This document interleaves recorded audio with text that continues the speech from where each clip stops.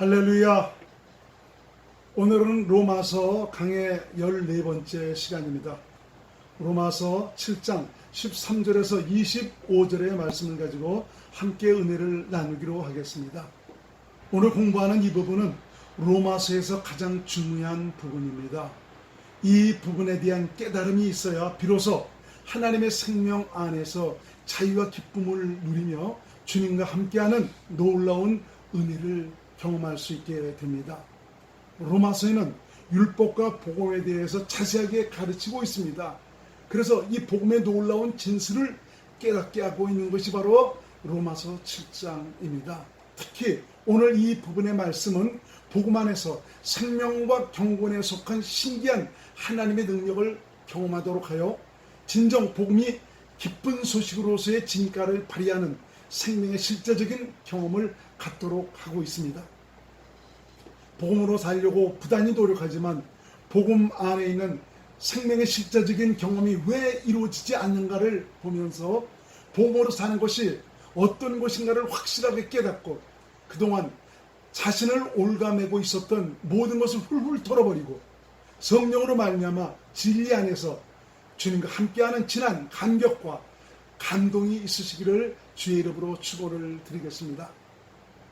오늘 본문 13절 말씀을 공동번역으로 제가 읽어드리겠습니다. 그러면 그 좋은 것이 나에게 죽음을 가져왔다는 말입니까? 절대로 그렇지 않습니다. 사실은 죄가 그 좋은 것을 내게로 해서 나에게 죽음을 가져왔습니다. 그래서 죄는 죄로 드러나게 되고 계명으로 말미암아 그 죄가 얼마나 악독한 것인지가 드러나게 되었습니다. 이 율법 때문에 자신 안에 있는 죄가 살아나고 자신을 사망으로 이끌어갔다고 해서 그 선한 계명이 나에게 죽음을 안겨다 주었습니까? 그렇지 않습니다.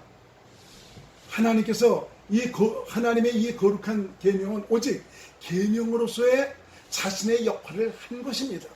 진정 그 계명은 인간을 위한 계명입니다. 바로 생명을 위한 계명입니다. 단지 율법은 내 속에 도사리고 있는 죄를 드러나기 위해서 내 안에 숨어있던 죄가 율법의 계명을 방편으로 죽음을 가져다 주었다는 것입니다. 계명을 지키려는 내 의지를 넘어 죄가 역사해 의롭게 살려고 하는 의지를 무력화시켰다고 지금 말씀하고 있는 것입니다. 이것은 율법의 계명으로 말미암아 내 안에 숨어있는 죄가 여실하게 드러났다는 말이고요. 죄의 강력함을 확실히 보고 알도록 했다는 말입니다. 율법을 통해서 사실 내가 어떤 사람인지 육신에 속해 살아가는 내가 어떤 존재인가를 바로 밝히 드러내고 있는 것이 바로 율법이 지금 하는 역할입니다. 14절 15절 현대인 성경으로 제가 읽어드립니다. 우리는 율법이 영적인 것이라고 알고 있는데 나는 육신에 속한 사람이 되어 죄의 종으로 팔렸습니다. 나는 내가 하는 일을 이해하지 못합니다. 이것은 내가 원하는 것은 하지 않고 도리어 원치 않는 것을 하기 때문입니다. 바울은 고백합니다. 율법은 영적이며 신령한 것인 줄 알고 있다. 그런데 지금 자신은 비록 성령으로 거듭나 새 사람이 되었음에도 불구하고 그래서 내가 주님을 위해서 뭔가 하려고 하는 이 나라는 이 존재가 바로 어떤 사람이냐? 육신에 속한 자다. 마귀의 영향력에서 벗어날 수 없는 그런 존재다라는 것을 지금 깨닫고 지금 말하고 있는 것입니다.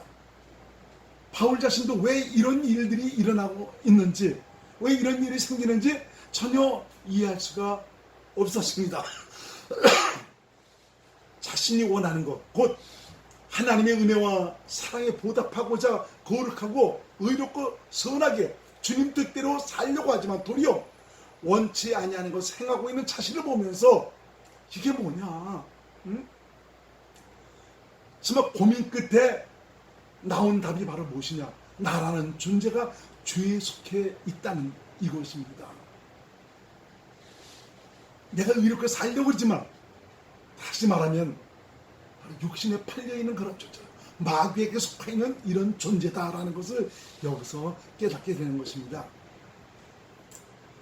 이것은 주님의 은혜와 사랑을 깊이 깨닫고 이제는 옛사람을 벗어버리고 새 사람으로 변화받기를 바라고 예수님 닮기를 원하고 거룩해져 보기를 원해서 온갖 노력과 수고와 훈련과 결심으로 자신을 쳐서 복종시키려는 내게 어느 순간인가 보니까 도리어 원치 아니하는 악을 행하고 있는 자신을 보고 있는 것입니다. 바울은 여기서 기급을 하는 것입니다. 이게 뭐냐 이거야. 내가 주님의 사랑을 알고 받은 은혜를 알기 때문에 내가 주님을 위해서 주님 뜻대로 살고자 하는데 내가 그래서 이제는 뒤도 돌아보지 않고 오직 주님을 푯대로 해서 믿음으로 살고자 하는데 왜 이런 일들이 생기느냐 이거예요.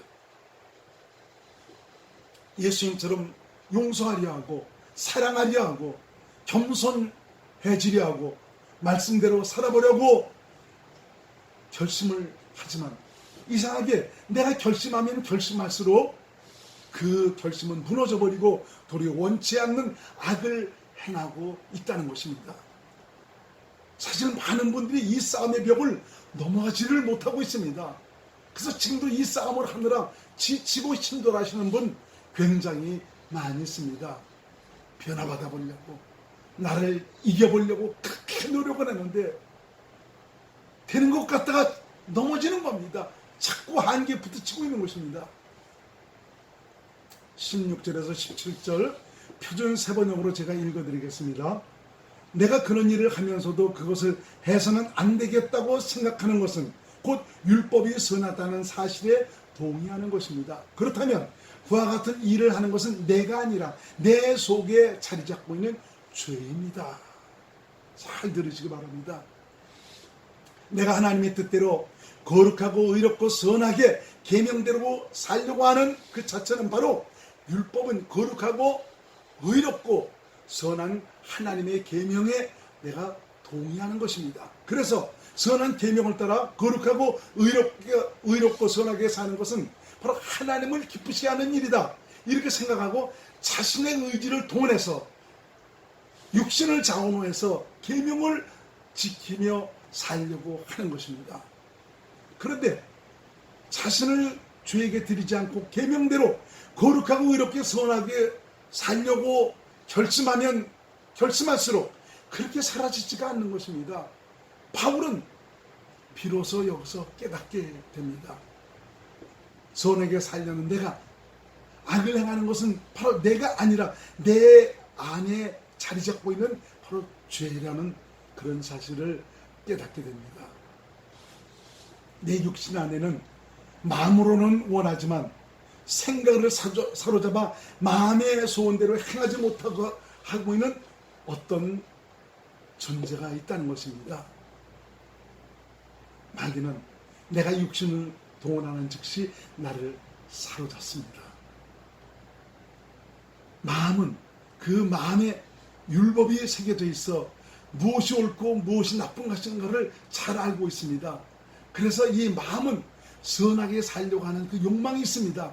그래서 여기서 마음으로 결심을 하죠. 그런데 이 생각은 그렇게 살려고 하는 그런 결심을 해서 그렇게 살아가려고 하는 나를 도리어 원치 아니하는 그런 방향으로 나를 이끌어가고 있습니다. 결국 이걸 우리가 잘 깨달아야 됩니다. 이 마음과 생각의 싸움, 이 관계를 여러분들이 잘 아셔야 됩니다. 본문 18절에서 20절 현대인 성경으로 제가 읽어드립니다. 선한 일을 하고 싶어 하면서도 그것을 실천하지 못하는 것을 보면 나의 옛성품 속에는 선한 것이 없음을 알 수 있습니다. 내가 바라는 선한 일을 하지 않고 원치 아니하는 악한 일을 하고 있습니다. 만일 내가 원치 않는 것을 한다면 그렇게 하는 것은 내가 아니라 내 속에 있는 죄입니다. 이제 서서히 뭔가 풀려지고 있습니다. 그토록 고민스럽던 것이 해결이 되어가고 있습니다. 그렇게 선한 일을 하고 싶어하고 의롭게 살려고 하고 있지만 그것을 행하지 못하게 하는 것을 보면서 내 힘과 노력으로서는 그것을 할 수 없다는 걸 깨닫습니다. 여기서 내 힘과 내 노력이라는 것은 내 의지를 발동시키는 것입니다. 다시 말하면 육신을 자원내려서 육신을 동원해서 육신으로 말미암아 그렇게 살려고 한다는 것이죠. 바로 육신으로 행하고자 한다는 것입니다. 그런데 그렇게 하지 못한 것, 왜 그렇습니까? 바로 육신이라는 것은 마귀에게 속해 있는 존재이기 때문에 그렇습니다. 하나님의 사랑과 예수 그리스도의 은혜가 어떤 것인 줄 알기 때문에 새롭게 태어난 하나님의 자녀로 그 나라에 합당한 자로 살아가기 위해서 다짐을 하고 결심을 하지 않습니까? 하지만 원하는 일은 행하지 않냐고 원치 않은 악한 일을 행합니다. 여러분 그런 경험 많지 않습니까? 내가 다음부터는 이렇게 살지 않을 거야. 내가 완전히 이전에 그런 버릇은 끊어버릴 거야. 내가 이렇게 이제는 하나님께서 기쁘시지 않은 그 소원을 가지고 이렇게 내가 믿음으로 살아갈 거야. 결심하지 않습니까? 그것이 얼마나 갑니까? 내가 결심할수록 무너져버리는 자신을 항상 내가 경험하지 않습니까? 참 그래서 여기서 이 나라는 것, 내가 거듭났지만 하나님의 생명으로 태어났지만 이 나라는 것을 동원할 때는 즉시 마귀가 와서 나를 사로잡는다는 것을 가리키고 있습니다. 여기서 우리가 깨닫는 것은 하나님의 은혜로 산다는 것은 나를 동원해서 하나님의 뜻대로 살려고 하는 것이 아니고 이제 거기서도 나를 내려오라는 것입니다. 나를 포기하라는 것입니다. 그럼 어떻게 하라는 겁니까? 감나무 밑에서 감이 떨어질 때만 기다리라는 것입니까? 그게 아닙니다. 나를 하나님의 생명으로 의롭게 살 수 있도록 하시는 분은 성령님입니다. 성령의 도우심, 그분의 가르침, 감동. 그래서 성령 충만함을 받아야 되는 것입니다. 성령으로 말미암자거든 그리스도 안에서 믿음으로 말미암아 주님의 계명을 이루며 살아갈 수가 없는 것입니다. 이 원인이 바로 무엇이냐? 마음에 다짐했던 결심이 한순간에 무너져 내리는 것을 보면서 지금 이렇게 하는 것은 내가 아니다. 바로 내 속에 있는 죄라는 사실을 깨닫습니다. 죄를 인격화시키면 마귀요 귀신입니다. 나를 동원할 때 그 귀신이 나를 사로잡습니다. 마귀가 나를 사로잡습니다. 그래서 곧 옛사람이 이 자아는 죄에 팔려 있는 존재이기 때문에 내가 거듭났다 할지라도 내가 뭔가 주를 위해서 하려고 그러지 말고 내가 계명대로 말씀대로 살려 하지 말고 오직 성령님을 의지해야 되는 것입니다. 성령님, 난 어립니다. 연약합니다. 나를 도와주세요. 나를 가르쳐 주세요. 나를 인도해 주셔요. 주님 없이는 내가 살 수가 없습니다 하면서 전적으로 성령님을 의지할 때 성령님께서 나를 그리스도 안으로 인도하셔서 주님의 마음으로 채우셔서 그 마음으로 살아가니까 저절로 계명이 이루어지고 하나님의 뜻대로 살아가는 하나님의 사람이 되는 것입니다. 본문 21절에서 23절 현대인 성경으로 제가 읽어드립니다. 나는 여기서 하나님의 원리를 발견했는데 그것은 선한 일을 하려는 나에게 악이 함께 있다는 사실입니다. 나의 내적 존재는 하나님의 법을 좋아하지만 이 마음은 하나님의 법을 좋아한다. 왜? 선악, 바로 율법이 새겨져 있기 때문에 정말 이 선한 것을 좋아하고 추구하고 있죠. 내 육체는 또 다른 법이 있습니다. 그건 죄의 법이죠. 그것이 내 마음과 싸워서 나를 아직도 내 안에 있는 죄적으로 만들고 있다는 것을 알았습니다. 결심하는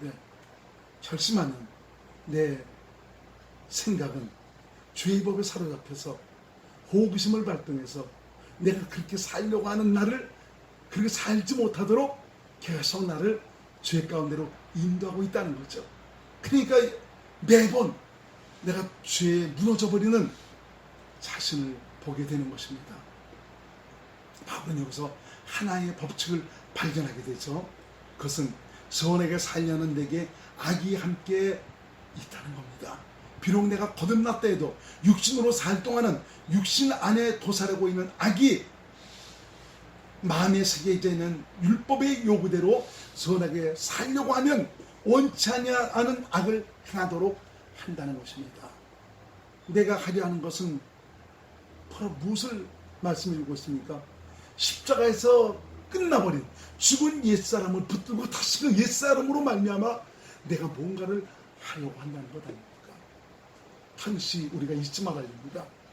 나는 죽었다는 것. 내가 사는 것은 하나님의 은혜로만 산다는 것. 이 말은 뭐냐? 내가 할 일은 없다 이겁니다.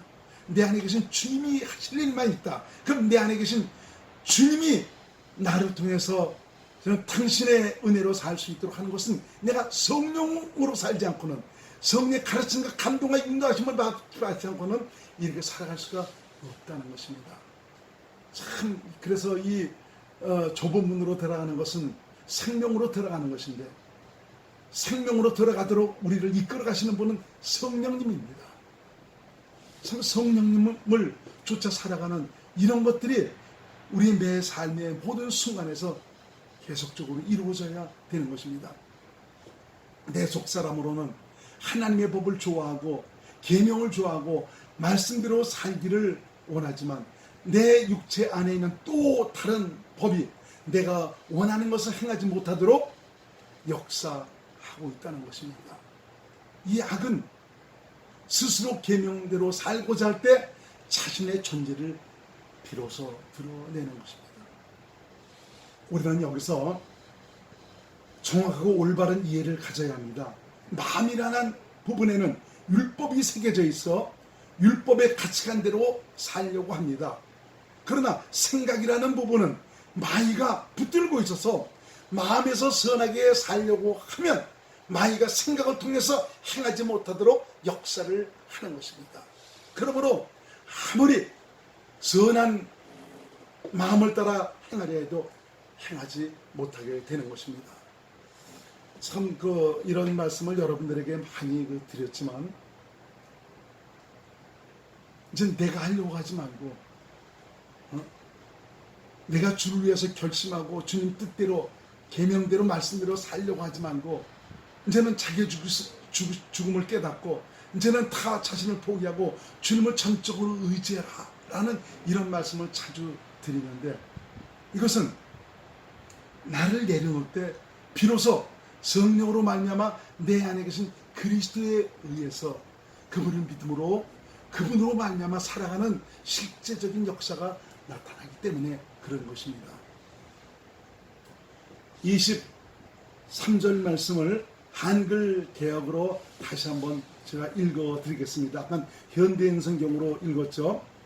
내 지체 속에서 한 다른 법이 내 마음의 법과 싸워 내 지체 속에 있는 죄의 법 아래로 나를 사로잡아 오는 것을 보는도다. 강단에서 목사님은 율법대로 사십시오. 계명대로 살아야 합니다. 이제는 용서해야 됩니다. 사랑해야 됩니다. 말씀대로 살아야 합니다. 예수님께서 어떤 사랑을 우리에게 베풀어 주셨습니까? 이런 주님의 은혜와 사랑을 받았다면 이제는 율법을 지키며 계명대로 정말 하나님의 말씀을 지켜 행하는 이런 삶을 살아야 된다고 이렇게 외칩니다. 성도들은 이런 말씀을 듣고는 그렇게 살기 위해서 맞아, 내가 이제는 이렇게 살아야지, 이런 큰 은혜를 받고도 내가 이렇게 살지 못한다면 이건 배은망덕한 그런 자가 아니냐, 그래서 결심을 하죠. 그런데 정작 말씀대로 살려 하고 용서하고 사랑하려고 하면 그렇게 사라지지 않고 원치 아니하는 방향으로 나가는 것입니다. 나를 그렇게 힘들게 하고 참 미워했던 그 사람을 내가 용서하고 사랑하려고 하면